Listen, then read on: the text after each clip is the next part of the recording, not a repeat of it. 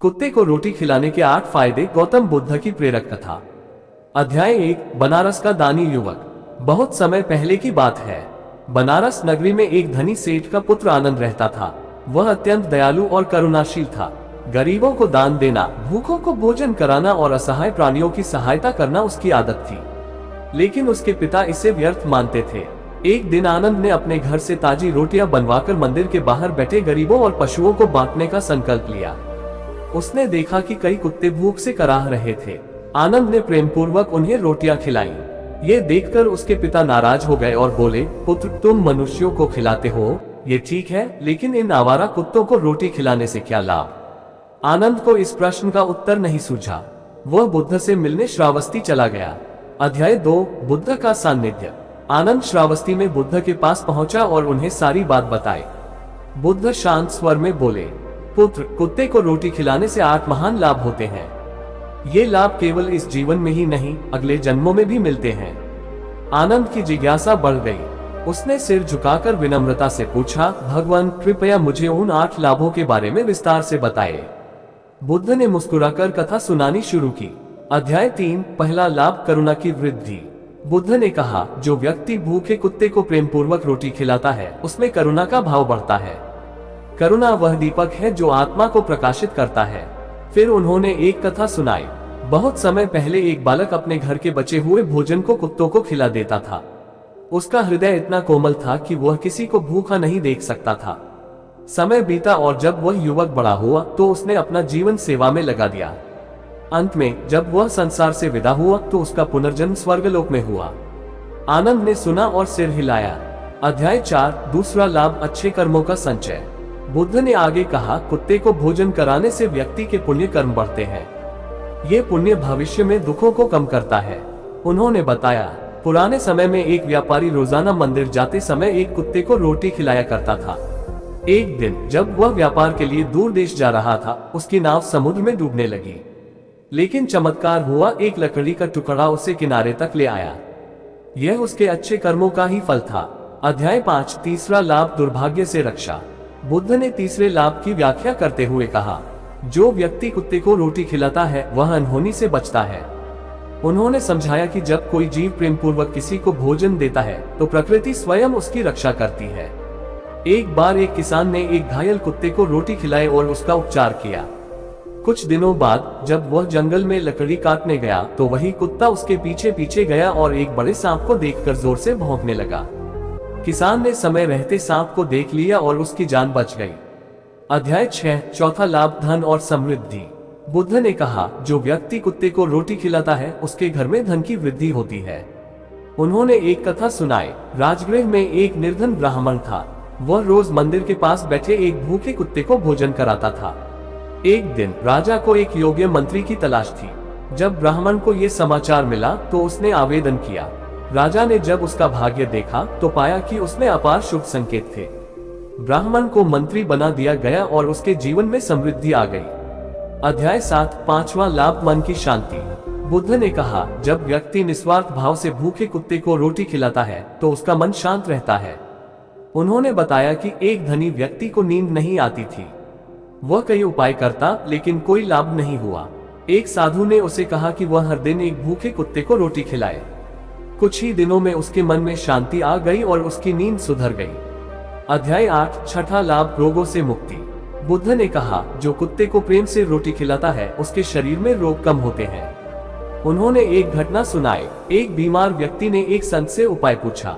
संत ने उसे रोज एक कुत्ते को भोजन कराने की सलाह दी। कुछ ही महीनों में उसकी तबीयत में सुधार हो गया।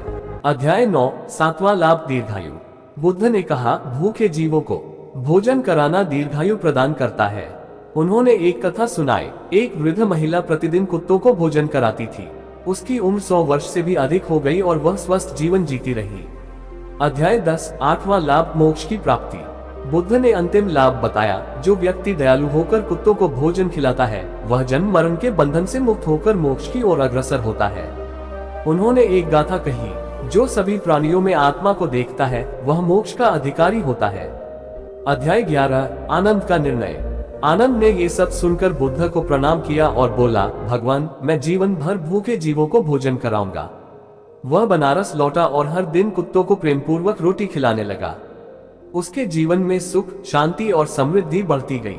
उपसंहार: इस कथा से हमें ये सीख मिलती है कि प्रत्येक जीव में ईश्वर का वास होता है। जब हम किसी भूखे प्राणी को भोजन कराते हैं तो हम न केवल अपना भाग्य सुधारते हैं, बल्कि अपने भीतर करुणा और प्रेम का दीपक जलाते हैं। अतः न केवल मनुष्यों बल्कि सभी प्राणियों के प्रति प्रेम रखो, क्योंकि सेवा ही सच्ची भक्ति है। कुत्ते को रोटी खिलाने का चमत्कारी फल। गौतम बुद्ध की प्रेरक कथा। अध्याय 1: राजा अजातशत्रु का प्रश्न। महाजनपद मगध का राजा अजातशत्रु एक दिन गौतम बुद्ध के पास पहुंचा। उसने प्रणाम किया और पूछा, भगवान, क्या किसी पशु को भोजन कराना भी पुण्य का कार्य है?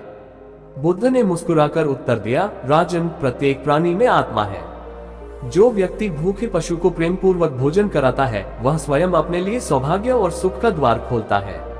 राजा ने फिर पूछा, क्या कुत्ते को रोटी खिलाने से भी कोई विशेष लाभ होता है? बुद्ध बोले, हाँ, कुत्ते को भोजन कराना अष्टसिद्धि 8 विशेष लाभ प्रदान करता है। आओ मैं तुम्हें एक प्राचीन कथा सुनाता हूँ। अध्याय 2: वृद्ध साधु और निर्धन युवक। बहुत समय पहले वाराणसी में एक निर्धन युवक नरेश रहता था। उसका जीवन कठिनाइयों से भरा था। रोजगार की तलाश में दर दर भटकता, लेकिन सफलता नहीं मिलती। एक दिन उसने एक वृद्ध साधु को देखा जो एक भूखे कुत्ते को रोटी खिला रहा था। युवक ने जिज्ञासावश पूछा, गुरुदेव, आप इस कुत्ते को भोजन क्यों कराते हैं? साधु मुस्कुराए और बोले, वत्स, भूखे प्राणी को भोजन कराना सबसे बड़ा धर्म है।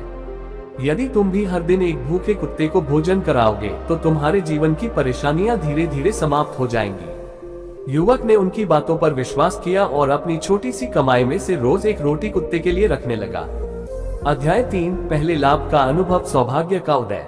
कुछ ही दिनों में युवक के जीवन में परिवर्तन होने लगा। जहां पहले उसे कोई काम नहीं मिलता था, वहीं अब लोग उसे काम के लिए बुलाने लगे।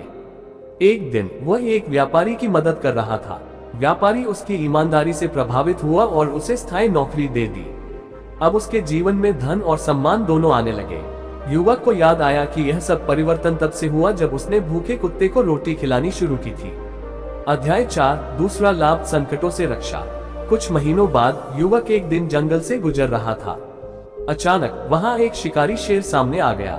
युवक भयभीत हो गया, लेकिन तभी एक कुत्ता दौड़ता हुआ आया और जोर जोर से भौंकने लगा।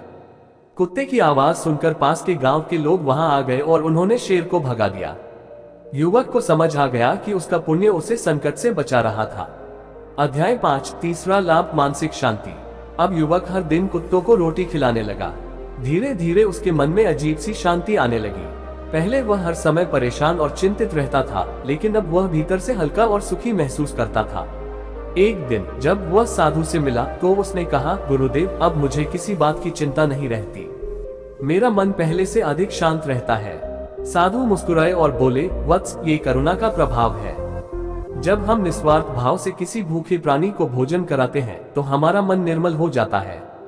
अध्याय 6: चौथा लाभ, स्वास्थ्य में सुधार। युवक को पहले कई प्रकार की बीमारियां थीं, लेकिन कुछ ही महीनों में उसने महसूस किया कि उसकी सेहत बेहतर हो गई थी। अब उसे कोई बीमारी नहीं होती थी और उसका शरीर पहले से अधिक मजबूत महसूस होता था। साधु ने समझाया, जब तुम भूखे प्राणियों को भोजन कराते हो तो उनका आशीर्वाद तुम्हारे शरीर में ऊर्जा के रूप में प्रवेश करता है। इससे तुम्हारी रोग प्रतिरोधक शक्ति बढ़ जाती है। अध्याय 7: पांचवा लाभ, पारिवारिक सुख। पहले युवक के घर में गरीबी और कलह का वातावरण था, लेकिन जब से उसने ये पुण्य कार्य शुरू किया तब से परिवार में प्रेम बढ़ने लगा। उसकी पत्नी और माता पिता के बीच पहले छोटी छोटी बातों पर झगड़े होते थे, लेकिन अब घर में शांति थी। युवक ने महसूस किया कि पुण्य का प्रभाव केवल व्यक्ति पर ही नहीं, बल्कि उसके पूरे परिवार पर पड़ता है। अध्याय 8: छठा लाभ, समाज में सम्मान।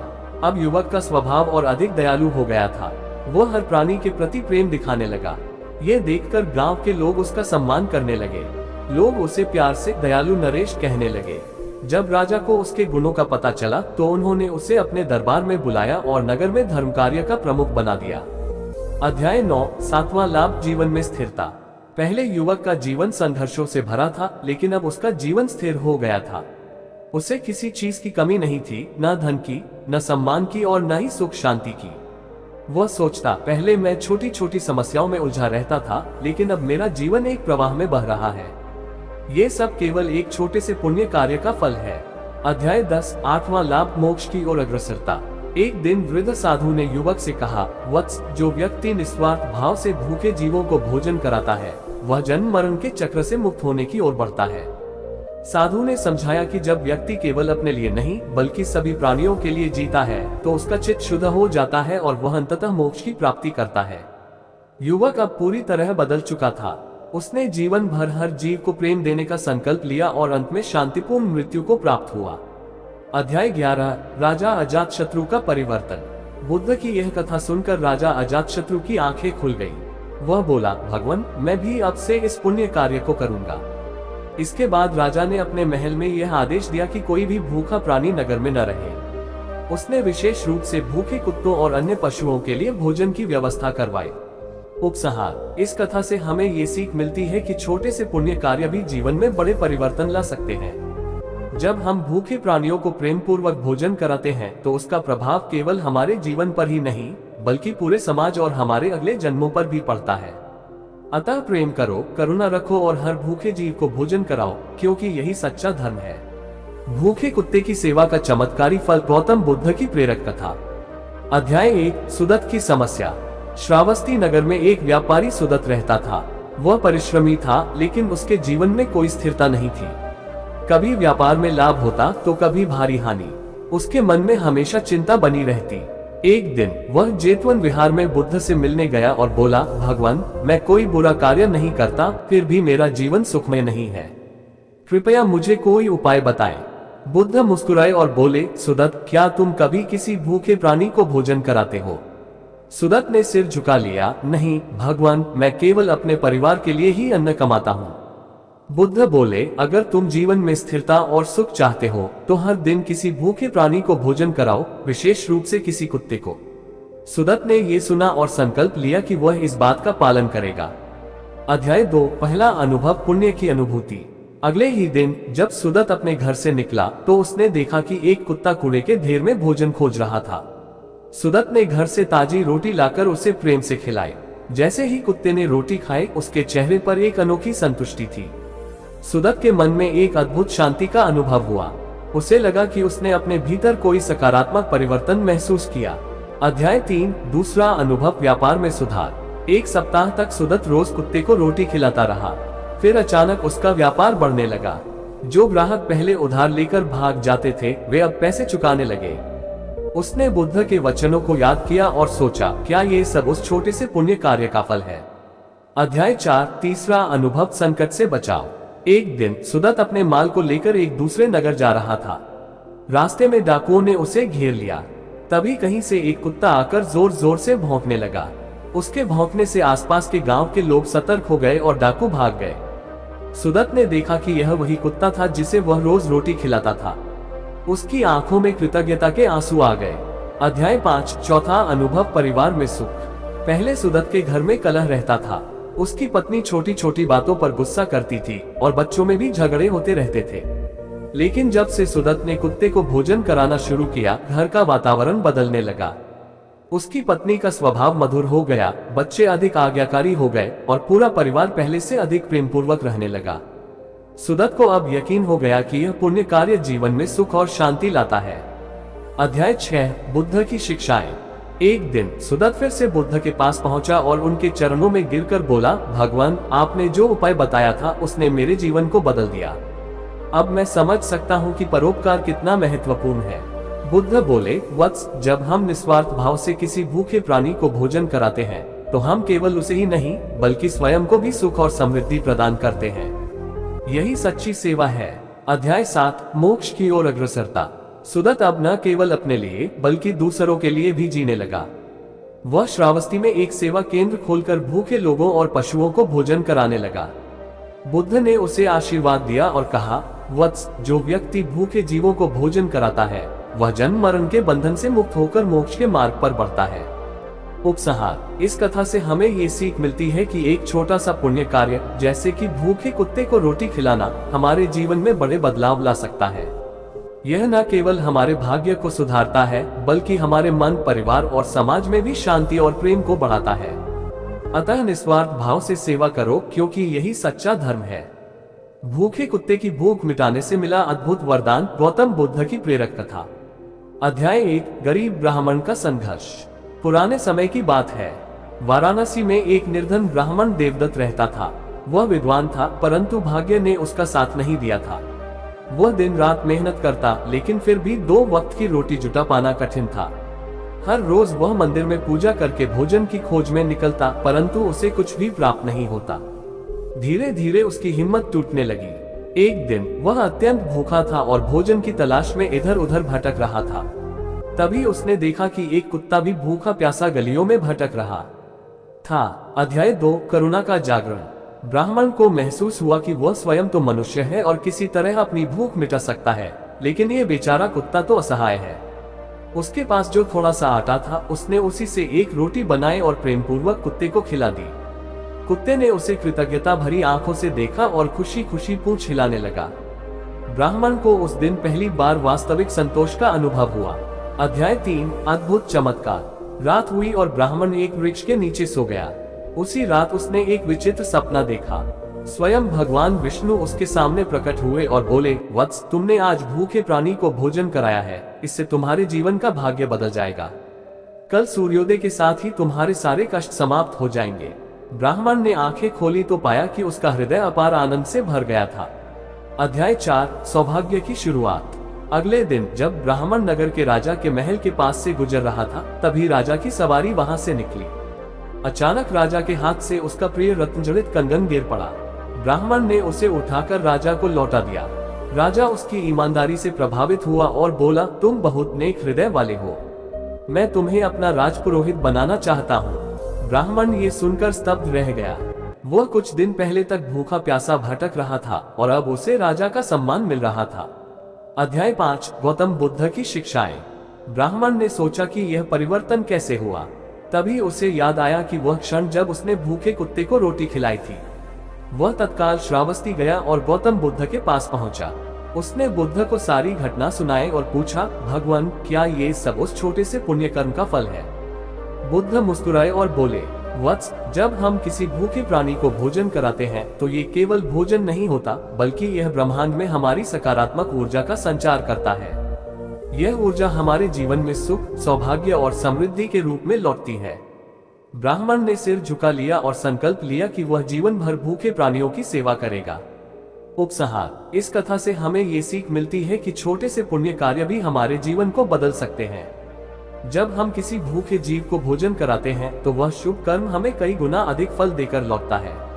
अतः सदैव करुणा का मार्ग अपनाओ और हर प्राणी के प्रति प्रेम भाव रखो, क्योंकि यही सच्चा धर्म है।